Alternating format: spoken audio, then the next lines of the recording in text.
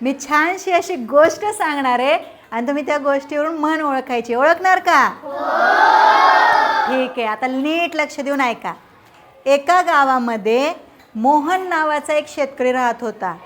तो खूप हुशार होता, कष्टाळू होता, पण थोडासा स्वार्थी होता. तो फक्त स्वतःचंच काम जास्त बघायचा, बाकी कुणालाही कशात मदत करत. एके दिवशी काय झालं, त्याच्या शेजारी गणेश नावाचा शेतकरी होता. एके दिवशी पावसामुळे त्याच्या शेताचा बांध फुटला. मग गणेश आला मोहनकडे की मला मदत कर तो बांध पुन्हा तयार करण्यासाठी. तर लगेच मोहन म्हणाला, नाही नाही, मला वेळ नाही, मला खूप कामं आहेत. आणि मग गणेश बिचारा गेला आणि इतर गावकऱ्यांच्या मदतीने त्याने तो बांध तयार केला. एके दिवशी मुसळधार पाऊस आला. एके दिवशी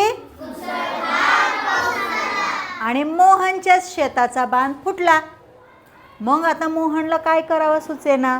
तो गावात गेला, गावातील लोकांना मदत मागू लागला, तर त्याला कुणीही मदत करायला तयार झालं नाही. कारण का?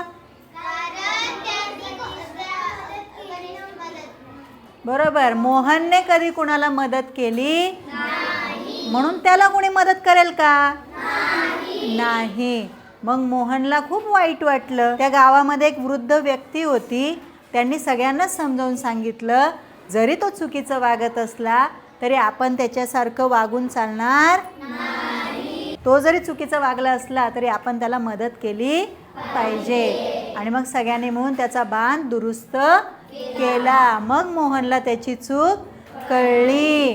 मग याच्यातून एकच बोध घेण्यासारखं आहे की आपण जसं इतरांशी वागतो तसंच वागणं आपल्याला देखील इतरांकडून मिळतं. मग याच्यावरून कोणती म्हणे?